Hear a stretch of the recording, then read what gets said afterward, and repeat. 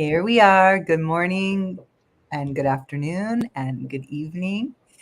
Thank you, Pete, for showing up week after week. It's so cool. And today we plan to talk about how to tune out distractions. And so we will stick with a format where we're just going to talk about techniques that are easy enough for your own personal self to do this work, as well as for practitioners that are listening to help give. We're always trying to gain more information and, tools in our own tool belt as we work with people. Then we'll go into the guided meditation with Pete. And after that, we will talk about how that guided meditation went. So, anyone that's listening now and tuning in to the guided meditation, um, we will welcome anything you'd like to share. It doesn't have to be the most private. And I will also share some of mine. And this will go for around 20 minutes. So, let's get this show on the road. Go ahead. So it's one where I would say distractions are always around us, right? And sometimes they're needed, sometimes they're beneficial. Majority of the time, they create this, I'll say, pain inside of us and discomfort, right? And so it's one where I'll say I see it a lot. I see it with a lot of younger generation. Younger is, 18, 19, even 22 age, where I feel like I'm in the benefit of not growing up in the age of social media, and they're born into it, you know, and they see things on social media, and they're always in some way comparing themselves to what they see, not really understanding that that's not a reality.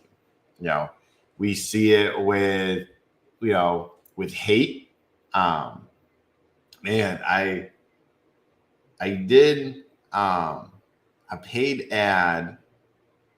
We're probably talking like 2 years ago for Quit Smoking, and the hate that was on that ad about cigarettes and how there was a group of people that were like, cigarettes don't cause cancer.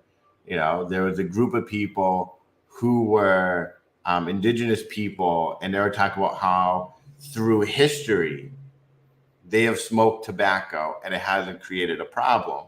The problem came in when they started bringing in all these other ingredients into it and this and that. And man, it probably got to like 500-600 comments of just hate, and there was a part of me that was like, I'm just in for the ride. Right? I'm in it going, whoa, the things they said, I was like, that is bold, because it was derogatory. It was missing the whole point of just trying to help people quit smoking who want to quit smoking. Right. Yeah. And it was crazy for me. All these emotions would build up. Like, I remember going to my wife and just being like, what happened? How did this go so far off track? And I found myself throughout the day just trying to see what number comment it went up to, right? What's the next meanest thing that they had to say? And I realized it started affecting, realistically, my mental health, right? It affected my decision making. It affected how I responded to people who were actually looking for help, because I was tailoring to these people who realistically wasn't someone I would want to work with in general. Right. And it took me a little bit to really start to go back inside to be like, what do I need to do to protect myself from this? Mm.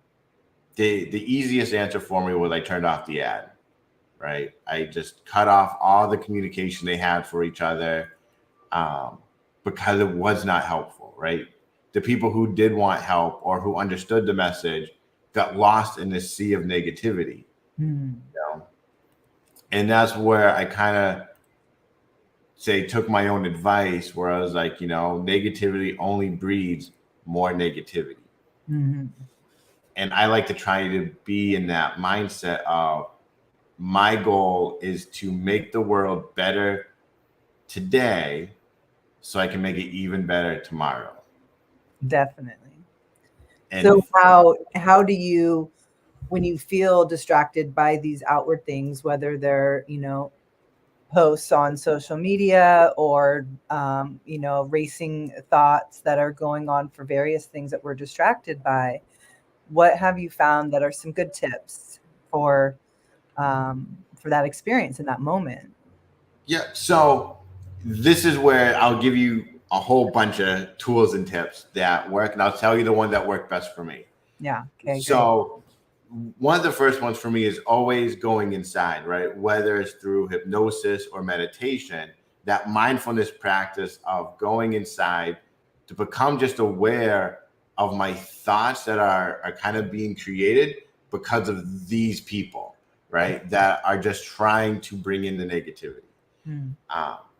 Journaling for a lot of people is amazing outlet, right? They get to put down their thoughts and their feelings. They get to find a solution of like, wow, like reading this and hearing this is just bringing me down. So if I can remove that and that, right, it can be really helpful. Positive affirmations of like, you know what, I'm taking control. I'm removing that negativity from my life can often lead us to an unconscious action that helps. Exercising, right? So for something where, unfortunately, let's say it's not social media, it's real life, in real life, as far as like people in our lives that are, sitting next to us or in the next room, I find exercising to be a really good one. Yeah, just getting your body moving and just really getting your focus kind of right in front of you. Because that's Yeah. what I noticed is like, when I was going through it last night, just thinking about what I said, what people said, what I could have said. Was it wrong to post this meme? Did I read it wrong? I have to read it over again. And it's like, I was thinking to myself, like, what is my brain doing? Like, what is it actually wanting right now? Like, what is my psyche needing and wanting? Like, what is being hurt or heard or felt or needed? Right. And it was so strongly connected in with this whole conversation and dialogue that it wanted to stay in connection, even though I knew like it's not necessary. You know what I mean? Like, I can speak to people individually or whatever. I can wait, I can take it down. There's all kinds of things. But what was so interesting was that my mind just was on a heyday with it. And the one thing I didn't do, because it was raining and I was tired, was, just like go outside and just do something super focused. So Yeah. the journaling makes sense, but it is curious when the mind is just insistent on replaying, recreating conversations with folks that you're not even having it with, rereading, rewriting. Like, I'd love to discuss that aspect more. Yeah. And that will bring me to my last one. Yeah. Is intentions. Uh-huh. Right. We have to remind ourselves of our intentions on why we posted it or why we said it or, why we believe it. Yeah, Right? but intentions they're pave the way to hell, right? In both directions, right? Definitely. Because it's one where I'll take it from, a whole bunch of mentors I've had over the years. They're always going, Pete, like, you're going to say something and someone will automatically disagree with you. They go, it doesn't matter if it's, do aliens exist or not exist? It doesn't matter if it's the world is round or flat. It doesn't matter if you're a Democrat or a Republican. It doesn't matter if you believe the sky is blue and someone be like, no, it has no color. Everything in life is going to have multiple perspectives. And when we get more bold, more brazen, more out there with certain things, you're inviting those critics, those keyboard warriors, those people with that different perspective into your realm. And when you remember your intention, you get to realize the people who match your intention will understand. Well, those who don't match your intention will argue. You know, because it's one where even when I say work with couples, when anyone goes into something to prove, it's an automatic loss, because no one goes into something to prove something to walk away going, yeah, wow, like, yeah, I said my point, they said their point, they changed my mind. Right? Any interaction you do in that moment just reaffirms that they're right. You know, they call you, you know, whether it's, well, you didn't do the right research, right? You only looked at half the research. You only, you know, follow what the mainstream media says. You only do this, you only do that, right? There's always an out for them as well as there's an out for you, you know? And when we can go into it going, you know, here was my intention, right? So like, we'll go back to my ad. My intention was to help people to quit smoking, right? Now I hold true to that intention. Just because those people who didn't see that or welcome it or want to be part of it doesn't take away that my message was pure and clean and wholeheartedly set on a solid, good foundation. And with that, I had to remember my intentions to know that just those people who argued with it, they're just not right. It's okay. They have their opinion. They have these very specific lenses on their face to see certain things in a different way. So are you saying that one of the ways to help tune out distractions or to kind of help your mind get back into a focus is to remember your own intention, remember the kind of your focus, you know, what your intention is and was? Is that what you're saying? Yeah. Yeah. Because, you know, even like simple posts of, you know, eat, you know, less bread to help you lose weight, you're instantly going to hit with those people who go, no, bread is vital for cognitive function and this and that. And you can't take away bread. And it's like, well, no, the post said eat less bread, not eat no bread. Right. You know, but people will see that very specific lens. Yeah, they'll see whatever it is through that specific lens, and they will just go at it from that, right? They don't see it for what it is. They see it from just their lens. Right. You know, I do think it's really important for us, though, to also listen to others, and the more perspectives that we get, you know, will help grow the biodiversity that is so crucial and important. So to completely tune it out or just to go, I remember my intentions, I find that, you know, that tends to like alienate. But I do really think it's kind of a separate conversation, you know, because that's a separate conversation. Yeah, that one is, because like, and this is where I might be out there more than some people. I don't think everyone's opinion matters. Because if, let's say, I wanted to buy a house, I wouldn't go to the homeless person on the corner and value his opinion on how to get a house. Mm-hmm. Right? I would go to someone who has a house, maybe who has a house that I deem out of my reach, so I can learn from them and value their opinion, because they obviously know, they've done it. Right? That's a valued opinion, and not just an everybody opinion. Right? My parents used to say growing up is opinions are like assholes. We all have them and they stink. I've heard that one before. Yeah. And as a kid, I always thought it was funny because I was the one time I really got to swear. Um, but like as I really grew, I began to understand it. Right. So many people will give their opinion on what they really don't know or understand, but they want to act as if they do. Well, I have to say, with this particular experience, a lot of people were speaking from their own experience, and so again, it's really multifaceted. But what I am hearing as far as like for, self work and working with others and tuning out distractions, is like to trust yourself, to remember like your own compass and your own intention, where you're trying to go, and as you're going and learning, to listen to the folks that are, kind of where you want to be, or maybe, have some experience from what you want.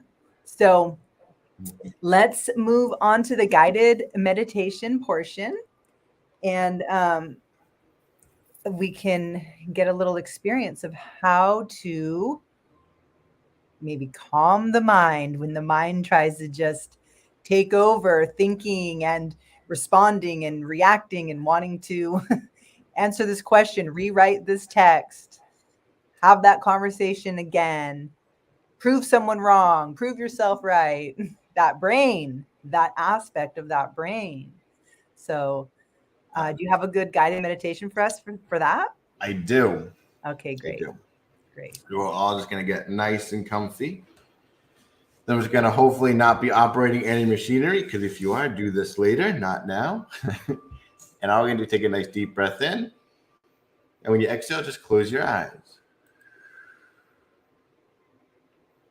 And I want you to just start by focusing on your breath. See, it's the simplest, yet the most powerful tool for us to be stable.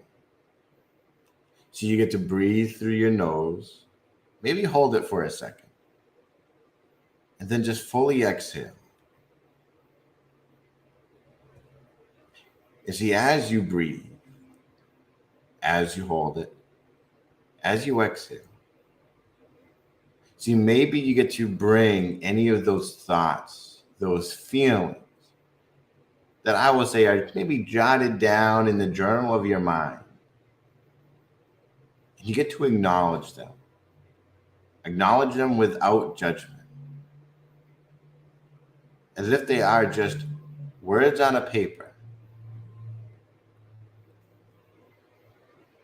Because as you do this, as you notice those words, you might notice a feeling begin to swell, to grow.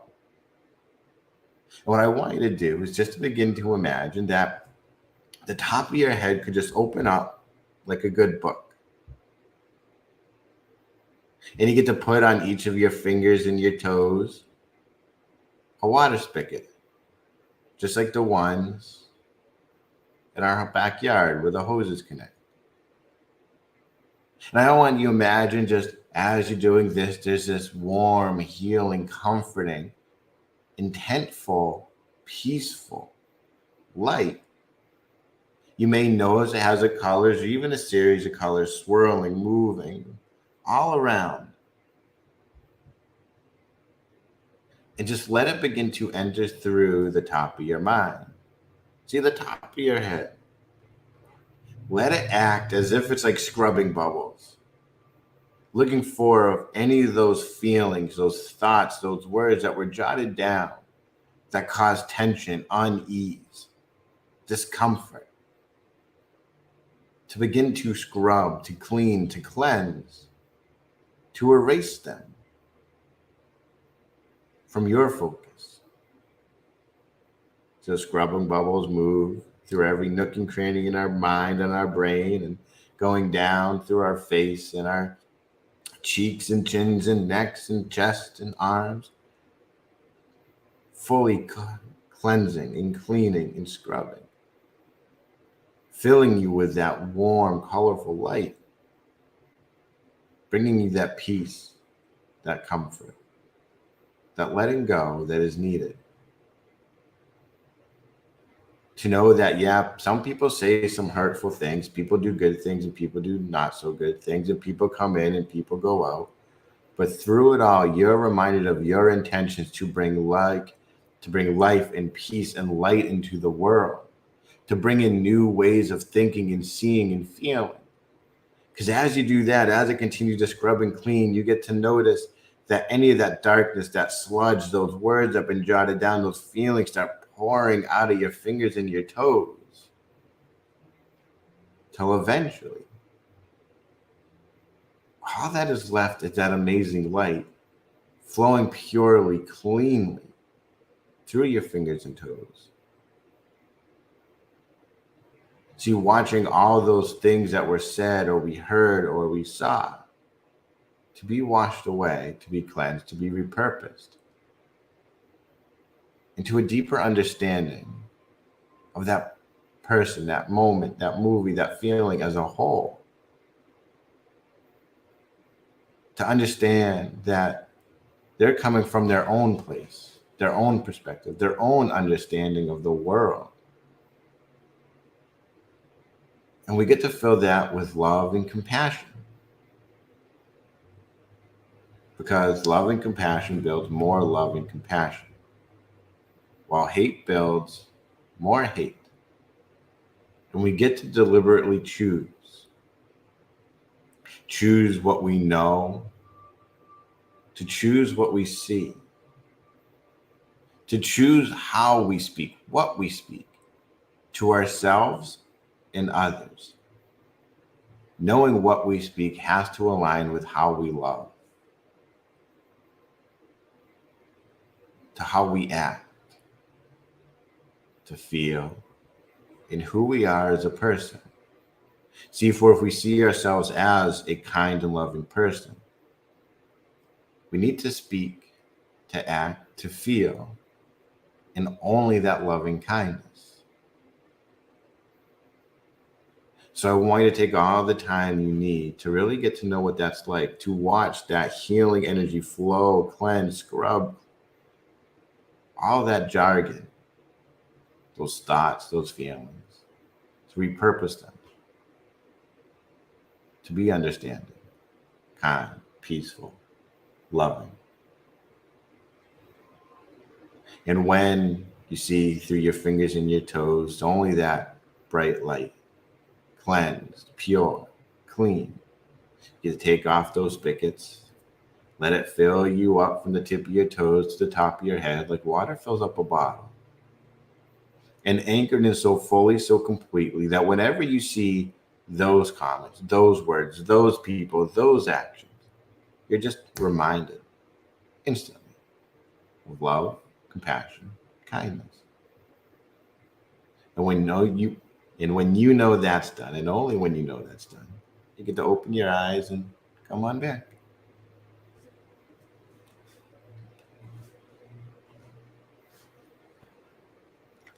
All right. Thank you. Welcome. So a few things. Oh, we're already past our 20-minute mark. Okay. Yeah. That's okay. The guided meditation, I never want that to be rushed. And for those that are listening, my intention is to get these guided meditations in shorter clips or sectioned out of this so that they can be played for later, that you can just have this and then maybe like some silence or music to be able to have a bit more time. So a couple of things that I experienced with that. One was it was a complete reminder that let me just go back to this real quick. It was a complete reminder that we store it in our body. And so this is a great meditation to remember that, it was feeling like my mind was so activated and my brain was trying to yesterday and this morning was trying to say the right thing, remembering what this person said, wondering if I said this right, should I, wondering why this person wrote this. And that felt like my mind. Then through the meditation, I realized that actually, so much of it was just like stored in my body.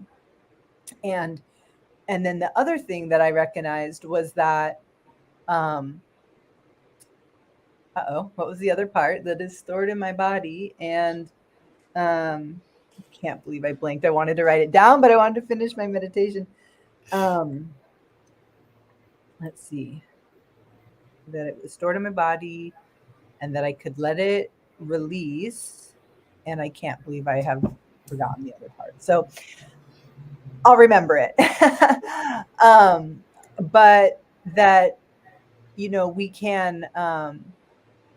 we can have, this was the other part. The other part is that in that moment, I didn't feel like meditating, and there is so many practitioners that I've listened to where it's like in the times that you really don't want to do it are often the times that you need it the most. And I know, of course, that in those times, I could just, sit down and just try to breathe and relax it out. I didn't do that. I was completely activated. Um, and so it just makes me think, well, I would say one possibility, if you're dealing with like a really distracted mind, or, still having arguments with your parent of 20 years ago, or the spousal fight you had, or all the distractions you have from the outside world, so you can't be like intimate with your partner, like whatever those things are, you don't necessarily have to do a guided meditation or even sit in a relaxed state. I wonder if you could just, in a moving state, or just in your peace, notice it and then just uh chaperone it outside of your body. And that's kind of what I got from today, is like you could just feel the distraction and the energy and just give it a way to escape outside of your body. Yep. And if it keeps trying to come back, or if it stays in your body, you can use all kinds of imagination or all kinds of trips, give it to God. If you believe, have that belief and that strong conviction, give it to the earth, put it in a imaginary box, put it in a real box, put it in the journal, right? Yep. It's So, it's one where I've learned over the years that meditation doesn't equal relaxation. right. And I think that is one message that's been mixed throughout 50, 60 years. It's because, yeah, like we like relaxation and we think relaxation is needed, but the truth is it's not needed. What's needed is to involve our mind in the activity of letting go, of cleaning, of erasing, of moving past it, to do something differently. That is the true meditation. The relaxation is just a nice aspect to it. Yeah, I think that's, it's a really good point and something to really consider. And again, it's that part of that, like that co-creating our own experience, remembering that like everything doesn't have to just happen to us. There are things that we can do. And definitely just the awareness that there's stuff going on, with the awareness that you could give it another place to be besides within your self. And then you get to stay in your own self and in your own intention, like you're talking about, while still listening to others and still having your own focus of who you believe you want to listen to, but still with the capacity to listen to others without it like permeating within and like disrupting. You just kind of like, you can just take it and let it fall to the ground. And if it comes inside, knowing ways to like let it release. So that's what I got out of today. Yeah. That's the important part, is what you got out of it. Well, thank you, Pete. Any last words before we sign off for the day? Yeah, understand that if people are upset with what you're saying or doing, it means you're doing something right.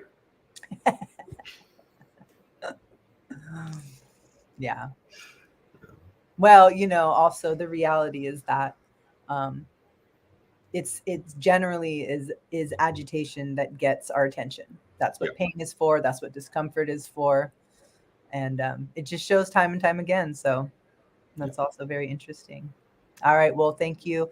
As always, everyone and anyone listening, always feel free to reach out to us for just, a question or something you want to hear us talk about. If you want to find a practitioner in your area or want to work with us, all these things are possible. And always doing the liking and commenting and subscribing so that we can be more seen. And until then, may your day be with ease. And thanks, Pete. Thank you. Ciao. Bye.